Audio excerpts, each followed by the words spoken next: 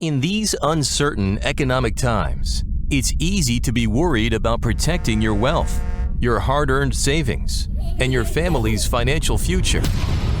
Plunging interest rates, the devaluating dollar, and political unrest constantly threaten what you have worked hard to earn and all that you own. That's why now it's more important than ever to protect your assets and have the money you need to make your dreams come true. Welcome to the Global Wealth Fortress Report with successful global entrepreneur and wealth preservation expert Joel Nagel. Joel's helped thousands of people just like you protect what you have so that you can make even more and make your every dream come true. So, sit back and enjoy Joel Nagel's offshore expert advice on how you can live the good life at a great price, where the sun never sets on your financial fortress. Hello, and welcome to another edition of the Global Wealth Fortress Report. I'm Joel Nagel. I'm coming to you today from the Grand Bayman Resort on Ambergris Key, Belize, just outside of the town of San Pedro. It's really a beautiful resort. I'm very happy to be spending a little time here.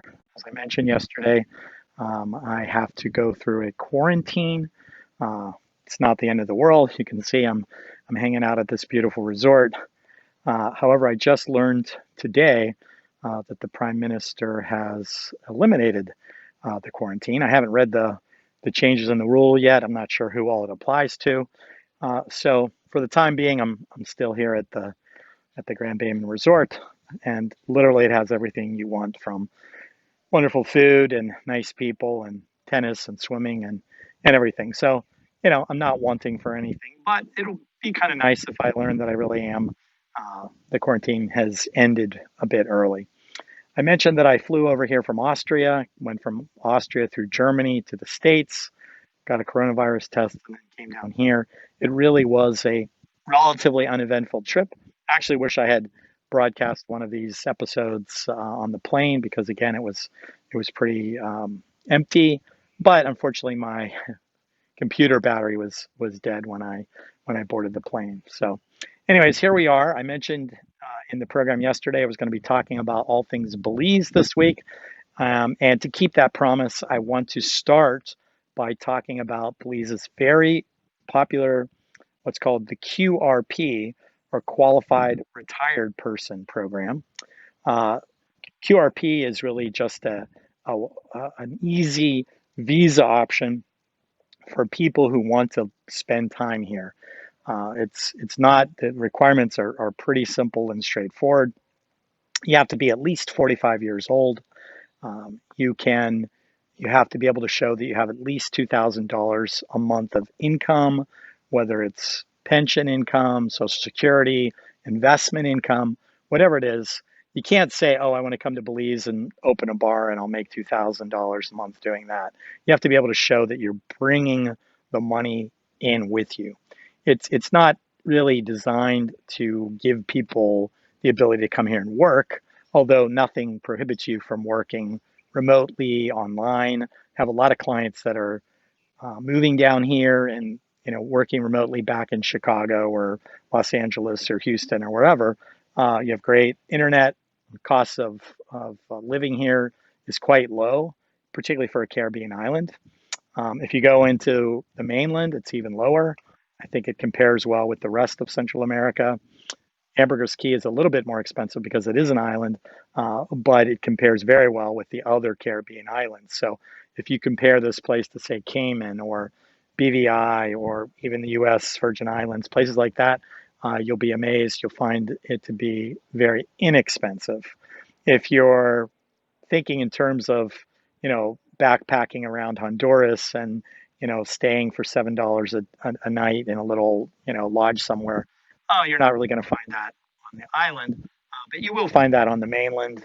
Even some of the other islands, Key Cocker, for example, has a youth hostel. There are places that are very inexpensive. The north and the west of the country, you have a little bit higher altitude. When you get on the Mexican border and out towards the Guatemalan border, there's what's called the Pine Ridge. A lot of people like that the climate is very temperate, and the cost of living there is even lower. And some people like to be living in Belize because it's English speaking, English common law, it's very familiar. But they also like being close to Mexico and Guatemala because they can easily go across the border. Some things are even cheaper there. Mexico, for example, has Walmarts and Sam's Clubs and things like that that Belize doesn't really have. So the Belize QRP program has been around now about 20 years. My law firm helped really implement the program when it first started. We probably process more QRP applications than virtually any other firm out there. I'm sure there's others. I don't have the statistical numbers, but I know that we process a lot. And really, if we can show that you're in good health, you don't have any criminal background, and you have $2,000 a month income, you qualify. You don't have to make a big investment like you do in other countries. Now, one drawback of the QRP, it gives you a equivalent of a green card. It allows you to come here, spend as much time as you want. You're not subject in any way to Belize taxation. A lot of people like that. It allows you to import cars and boats and furniture and things like that completely duty free. That's also another perk. But one of the drawbacks is the QRP itself does not ever lead to citizenship. It's strictly a program that is designed to give you residence. So for most people, that's enough. They just want the ability to live here. They enjoy coming and spending the winter, or I have clients that live here full time now, or with the QRP, you can come and go really as you want. It's been a handy thing to have, again, when people start talking about lockdowns and who can travel and who can't travel. If you have a QRP status, you are, for all intents and purposes, considered to be a Belize resident, and they're not going to stop you from coming in regardless of the circumstances. So again, the one drawback is it never leads to citizenship. So getting a second passport, being able to vote, things like that are important to you. The QRP would not be the right way to go about it for you. Tomorrow, I'll pick up the theme on other kinds of residency. We'll talk about standard residency. There's also an investor visa program. If you're able to invest $250,000, we'll pick up there tomorrow. Some of those programs do, over time, lead to citizenship. But for now, I think most people, the QRP is an excellent way to come to Belize. It's an excellent way to experience what it's like to really live here without making a big investment. Gives you the freedom to come and go as you want. The requirements are pretty nominal and straightforward. So I hope that you found this program on the QRP to be interesting. There is a compendium article that goes into a little bit more detail about the QRP program itself. If you check down below and check out the library of articles that you can access in this podcast, look for the one that says Belize QRP. Okay, so on that note, I want to thank you for joining me today. I want to wish you health, I want to wish you happiness, and I want to wish you a wealth that can't be taken away by others. Until next time, take care.